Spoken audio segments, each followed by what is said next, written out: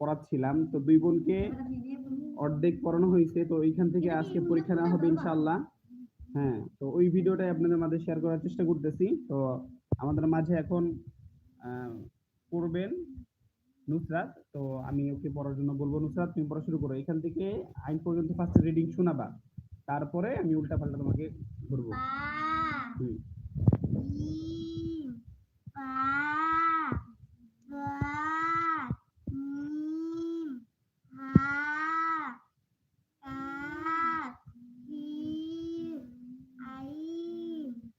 হরফের নিচে আঙ্গুল দাও।